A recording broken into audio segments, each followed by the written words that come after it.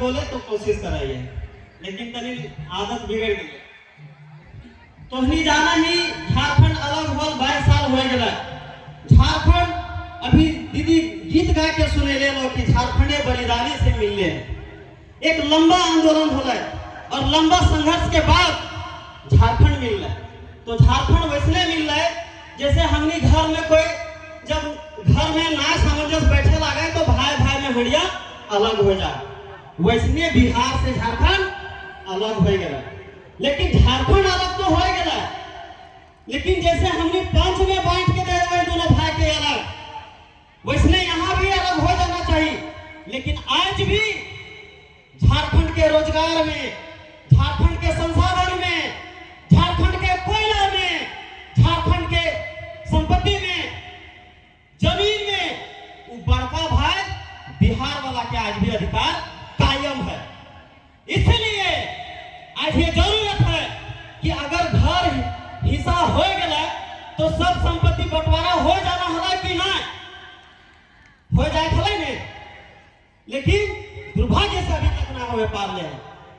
आज जब हम इनके पुरखा आंदोलन कर रहे तो ये सपना देख ले कि झारखंड अलग होता है तो हमनी के बाल बच्चा वीडियो दरोगा सीओ बनता है, हमनी का आदमी मास्टर बनता है, हमनी का आदमी अफसर बनता है, हमनी का आदमी नेता मंत्री बनता है, हमनी के आदमी शासन करता है। यहाँ जो जल जंगल जमीन है, यहाँ जो कोयला है, यहाँ जो तमाम तरह के खनिज है, यहाँ जो जमीन है, उस जमीन में झारखंड के आदमी का अधिकार मिलता है।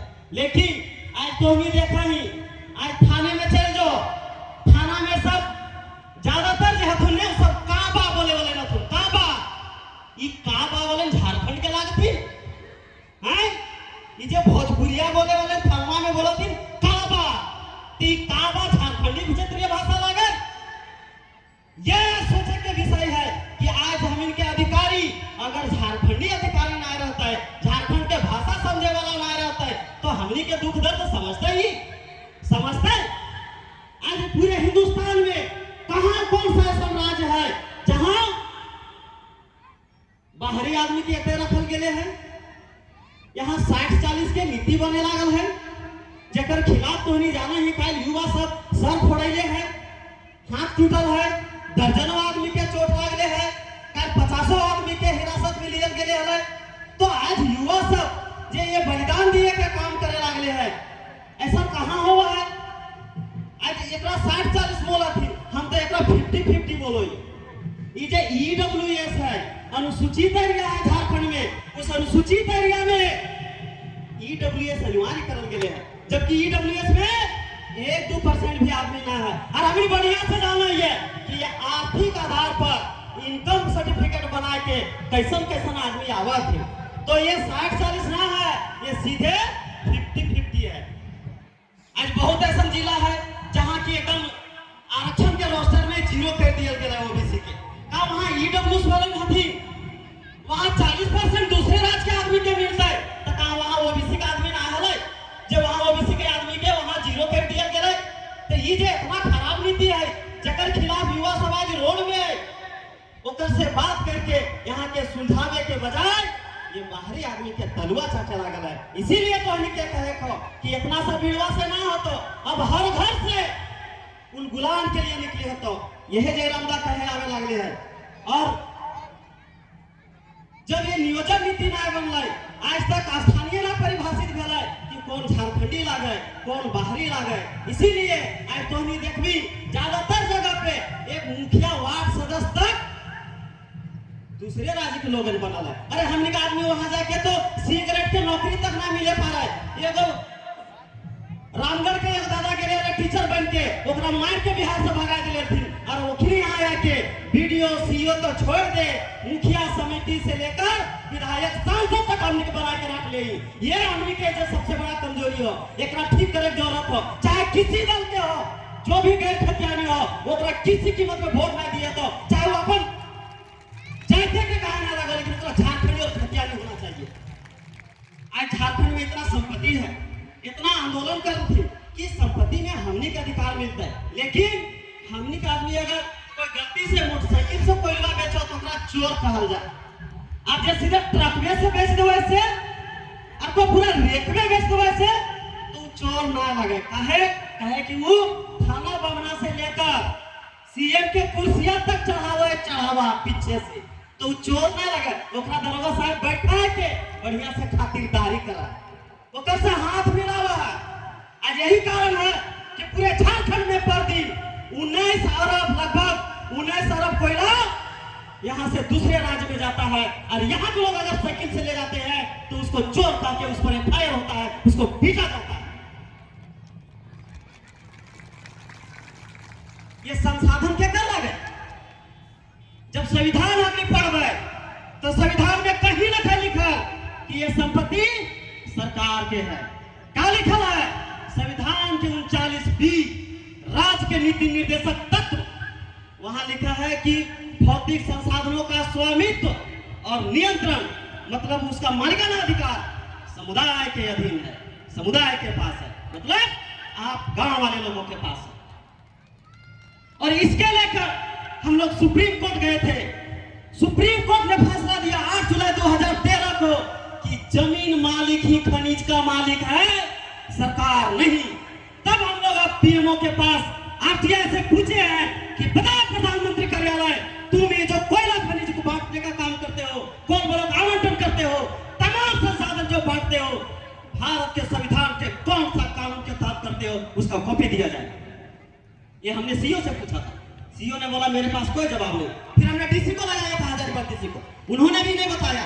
हम लोग सीएमओ को भी लगाया था, सीएमओ में भी नहीं जवाब दिया। अब हम लोग प्रधानमंत्री कार्यालय में लगाए हैं, उसका इंतजार कर रहे हैं, देखते हैं वो क्या जवाब देता है। तो ये कहना चाहते हैं कि संविधान के खिलाफ जाकर आपके संपत्ति को सरकार बेचने का काम कर रहा है, इसके खिलाफ नहीं खड़ा होंगे तो आज वो सरकार तो बेच ही रहा है, बचा खुचा आपके बाहरी लोग खाना बमना से मिलकर बेच रहे हैं।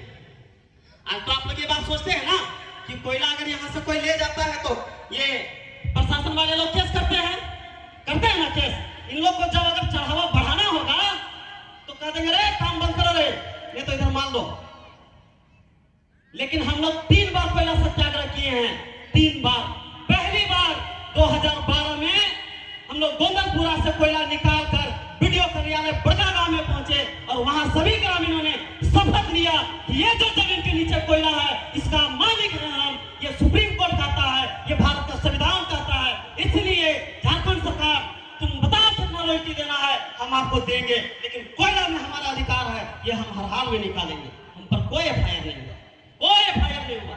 दोबारा हम लोग कार्यक्रम किए 2013 में आराहरा गांव से, फिर किया हम लोग 2015 में सीवा टोंगरी नाको में। और जब वहां किए हजारीबाग का डीसी, हजारीबाग का एसपी, सभी लोग आया, सबके सामने हमने कोयला निकाला और कहा कि कोयला हमारा है। अगर लगता है कि हम गलत काम कर रहे हैं तो हम सभी को जेल दो, हम लोग सब जेल जाने के लिए तैयार हैं। अगर नहीं तो फिर हमसे रॉयल्टी लो और झारखंड के लोगों को कोयला निकालने के लिए वैध कर दो, क्योंकि झारखंड में जिस दिन ये वैध हो जाएगा झारखंड का एक एक आदमी करोड़पति होगा। लेकिन उसने भी कुछ नहीं किया।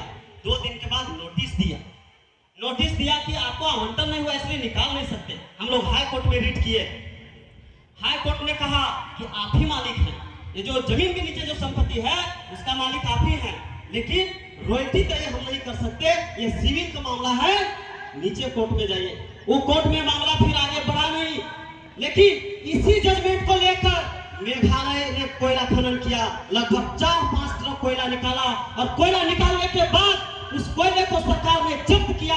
वहां दिमासा संगठन है, उस संगठन ने इसी को लेकर सुप्रीम कोर्ट गया और सुप्रीम कोर्ट ने कहा है सरकार के लोगों, जो कोयला ग्रामीणों का तुम जो पकड़े हो, अरेस्ट किए हो, सारा कोयला को बेचने की जिम्मेदारी तुम्हारी है और तुम्हारा जो रॉयल्टी होता है 128 रुपया वो काट के आप रख लो और सारा पैसा गांव वालों को लौटा दो। और सुप्रीम कोर्ट के कहने से असम की सरकार, मेघालय की सरकार को ग्रामीणों को लौटाना पड़ा। ये वहां ऐसा कानून हुआ और आज गांव के लोग वहां कोयला निकालते हैं।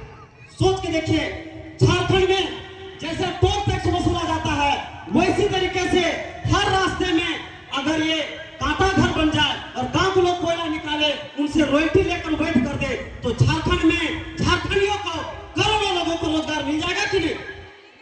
मिल जाएगा ना। लेकिन हमरे कोयला साला उनसे परमिशन लेना ये लोग मालिक हो जाते हैं। ये लोग मालिक कैसे हैं? कौन सा संविधान के तहत है?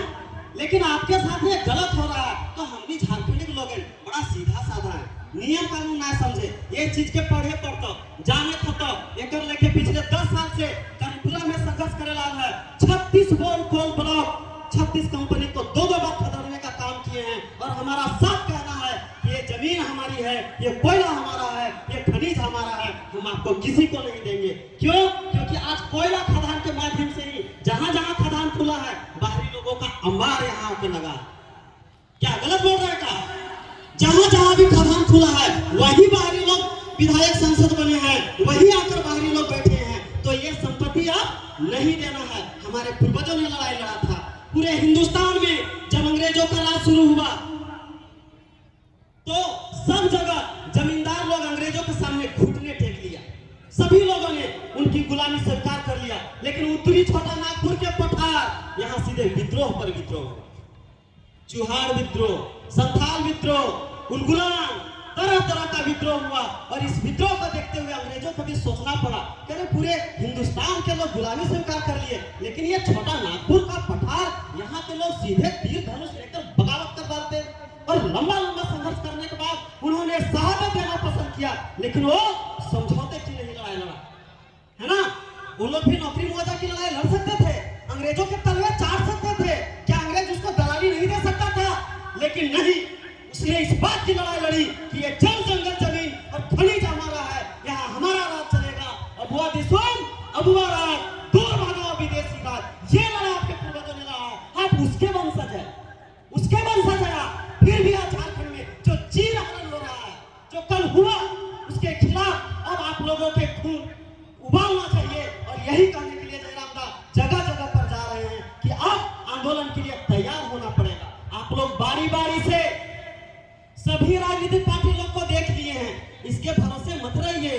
इन लोग का अपना फिक्स धंधा है, सत्ता में रहेंगे तो सत्ता में जाकर बेचेंगे, और जब विपक्ष में रहेंगे तो आंदोलन को बेचेंगे। इन लोगों ने सिर्फ बेचना सीखा है, आपके हक अधिकार को लेकर सिर्फ ये लोग बीच का रास्ता निकालता है। हमेशा ये लोग चाहता है कि यहाँ कंपनी आए और उसमें हमारा फिक्स सेटिंग हो, और हम लोगों को मुआवजा और नौकरी जैसे अर्थहीन विषय पर धकेल के और अपना नेतागिरी चमकाए। बस इन लोग का यही मकसद रहा है। लेकिन अब समय आ गया है कि ये सारी चीजों को समझने की जरूरत। ये लोग जो बोलते हैं विकास है, झारखंड में स्थानीय नियोजन में ज्यादा ना बोलबो, जयराम दा बोलतो, इसलिए ओकर लिए टॉपिक छोड़ देबै। हम स्थापना और उद्योग नीति में ही बात करबो, है ना? काहे कि ये बोला जा है कि कोयलवा फोड़े ले जमीनवा दिए हतो, थर्मलवा लगवे ले जमीनवा दिए हतो, और कलवा करे ले जमीनवा दिए हतो। काहे कि विकास है, तो तनी इस विकास के भी समझल जाए नी, ये केकरे विकास हुआ है। जब यहाँ एक बड़ा सुपर स्टेशन बना है, पीठ